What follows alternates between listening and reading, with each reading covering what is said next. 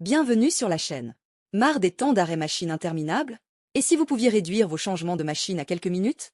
Découvrez le SMED, la méthode Lean qui révolutionne la production. Imaginez qu'il soit possible de transformer des heures d'arrêt machine en quelques minutes à peine. Aujourd'hui, on va décortiquer le SMED, une approche de production qui change radicalement la donne en matière de productivité. Alors regardons ça de plus près. D'un côté, on a un processus lent, un peu chaotique. De l'autre, tout est rapide, fluide, optimisé.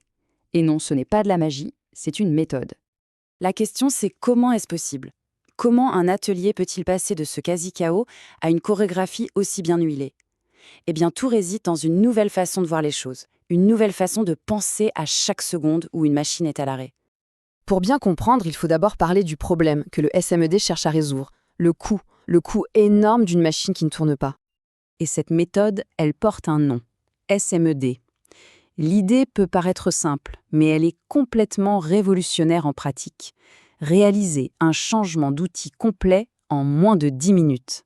Oui, on parle bien d'un nombre de minutes à un seul chiffre. Et pour vraiment saisir la puissance du SMED, il faut complètement changer de logiciel. Oubliez l'image classique du changement de production. À la place, il faut s'imaginer dans la peau d'une équipe de Formule 1 pendant un arrêt au stand. Pensez-y une seconde. L'équipe au stand, elle n'attend pas que la voiture arrive pour aller chercher les pneus, n'est-ce pas? Non, bien sûr que non. Tout est déjà prêt, millimétré, anticipé. Et ça, c'est la révélation fondamentale du SMED. Et cette idée de préparation nous amène directement au cœur de la méthode, son ingrédient secret si on veut. Une distinction toute simple mais incroyablement puissante entre deux types de tâches. D'abord, on a ce qu'on appelle les opérations internes. C'est simple, ce sont toutes les tâches qu'on ne peut faire que lorsque la machine est complètement à l'arrêt. Impossible de faire autrement. Et puis, de l'autre côté, on a les opérations externes. Là, c'est tout l'inverse. Ce sont toutes les choses qu'on peut faire pendant que la machine, elle, continue de tourner. Toute la préparation, le nettoyage, tout ça. Et voilà, on arrive au cœur de la stratégie. Le but du jeu, c'est de regarder cette colonne de gauche, la colonne interne, et de se poser la question pour chaque tâche, est-ce qu'on peut, d'une manière ou d'une autre, la faire basculer dans la colonne de droite, la colonne externe? Parce que chaque tâche qu'on arrive à convertir, eh bien, c'est du temps de production qu'on récupère. Bon, maintenant qu'on a compris le principe, voyons comment ça se met en place concrètement. Parce que cette transformation, elle ne se fait pas au hasard. Non, elle suit un plan de match très clair, très systématique. Ce plan se déroule en 4 étapes logiques. D'abord, on analyse, on observe, on chronomètre, on décortique tout le processus actuel.